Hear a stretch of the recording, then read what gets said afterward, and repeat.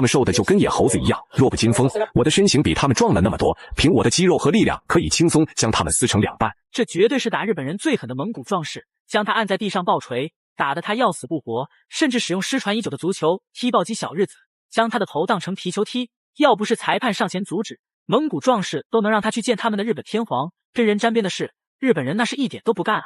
赛前发布会上出言辱骂，还大放厥词要一回合 KO 蒙古勇士。此人就是日本重量级王者关根秀树，擂台上都是非常凶残的手段终结对手，之后更是狂妄自大，竟然想要称霸中国拳坛。但是此战他就遇到了不该惹的人，遇到了我们蒙古的硬汉巴特尔，将他打得嗷嗷叫。在比赛正式开始前，希望兄弟们动动发财的小手点个赞，小编祝兄弟们发大财。比赛开始，铃声刚敲响，蒙古硬汉直接冲向日本人，上来就是一记飞膝。日本人长得跟个原始人一样，怪不得赛前那么目中无人呢，原来是还没有进化完毕啊！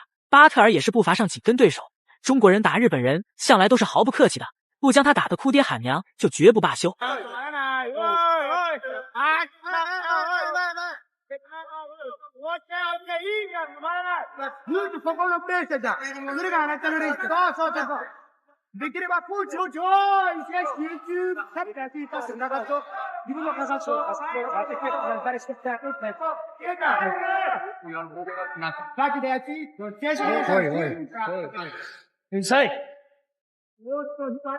双方在围绳边进行决力赛，日本人也是不断的尝试半摔，但是效果并不显著。双方的体型都很健硕，想抱摔那是非常艰难的。纠缠的过程中，巴特尔还时不时的砸击对手的头部，看对手这架势，不将巴特尔抱摔在地上，他是绝对不会松手的。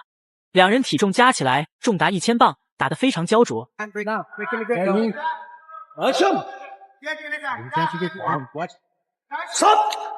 Okay, champ.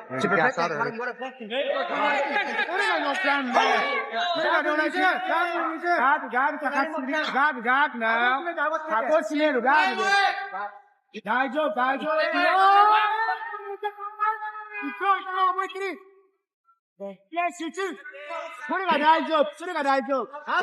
两人还是在熟悉的角落进行厮杀，不过两人的身位转变，巴特尔将日本人死死堵在角落里，想尽办法砸击日本人。砸击之后还有顶膝的动作，但是被日本人抓住机会扭转把位，一个翻身将巴特尔压制住了。重量级的对决，巴特尔一定要多加小心，对手毕竟也是称霸日本重量级拳坛多年，拳头的杀伤力绝对不容小觑。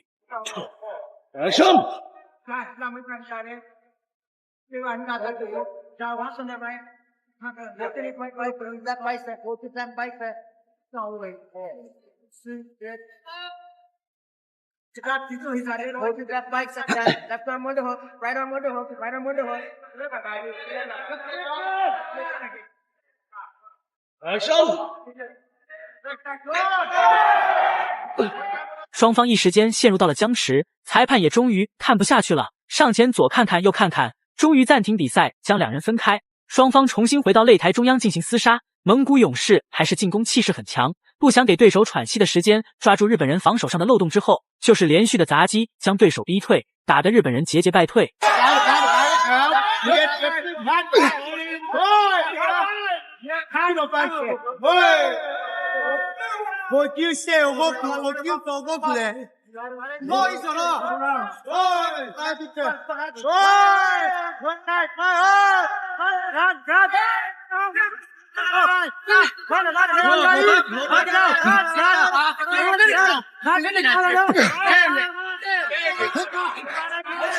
这一波攻势实在太解气了，上下结合全方位的进行打击，差点将日本人打得掉下擂台。要不是裁判拦着，绝不会这么轻易放过日本人。最终裁判见日本人站都站不起来了，于是直接挥手终止了比赛。嚣张狂妄的日本人就这样被终结了，这就是刻在骨子的硬气，遇上日本人那气势全都爆发出来了。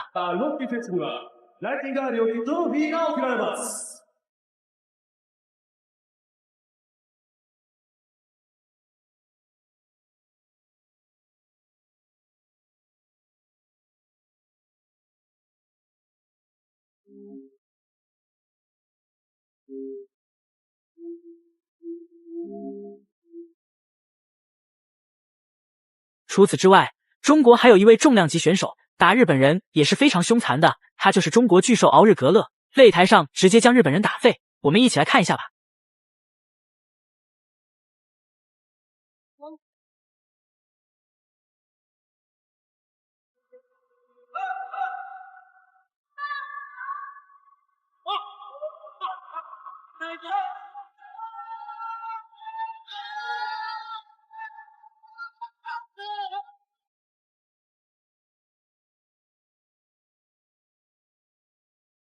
日本人蹦蹦哒哒的，就是不跟敖日格勒正面硬刚。裁判这时候才上前暂停比赛，开始对日本人进行警告，并且还罚他一张蓝色消极牌。这是一场跨级别的对战，两人身形上的差距很明显，怪不得不跟敖日格勒换拳呢。正面硬刚的话，日本人的下场就是非死即伤。比赛重启后，日本人开始主动抱摔，结果被敖日格勒整个人压在身下。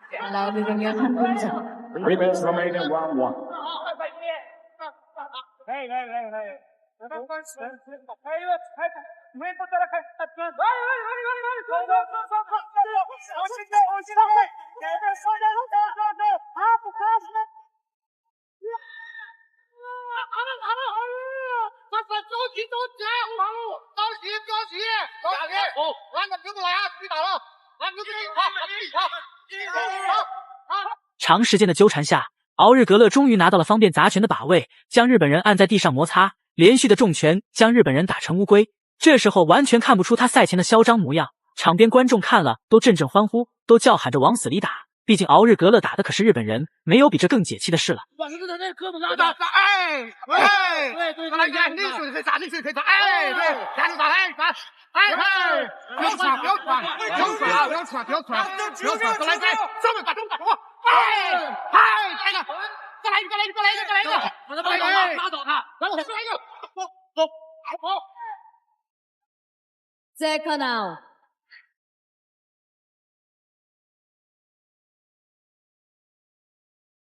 第二回合，对手依旧是主动抱摔，结果历史重演，敖日格勒再次利用庞大的身躯将小日子压在身下，随即就是连续的砸击他的脑袋。想必此时日本人心中非常无奈，打又打不过，但此时已经被敖日格勒控制住了，那就别想好过。但是敖日格勒因为体型原因，想砸击对手也不太方便。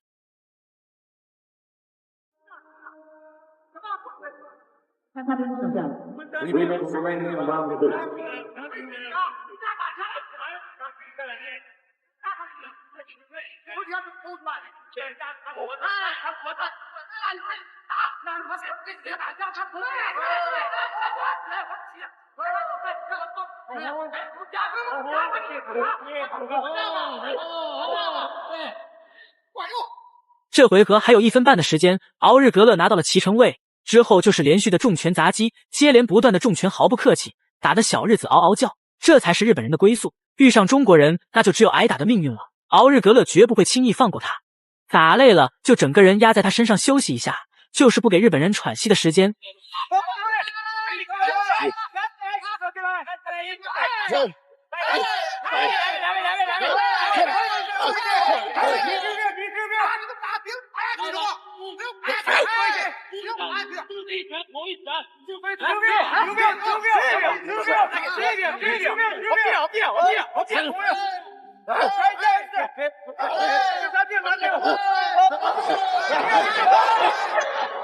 第3回合开始了，敖日格勒也不跟对手客气了，直接将日本人按在围拢边，日本人只能紧急防守，不敢跟敖日格勒换拳。敖日格勒的压迫力可不是说话的，就是这日本人抗击打太强了，能在敖日格勒手下撑到现在。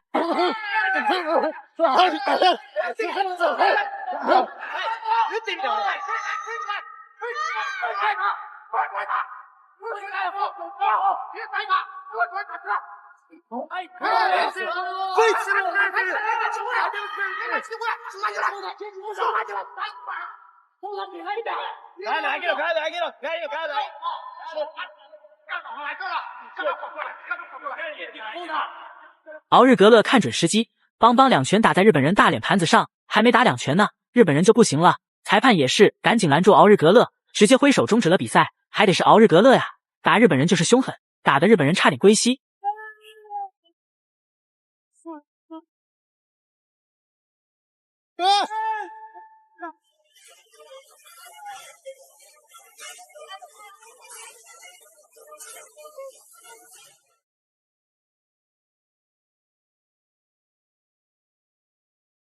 恭喜敖日格勒 KO 对手赢下比赛，将日本人狠狠暴揍。大家觉得敖日格勒打得酷吗？欢迎在评论区留言讨论。本期视频就到这里，点关注不迷路，下期视频更精彩哦。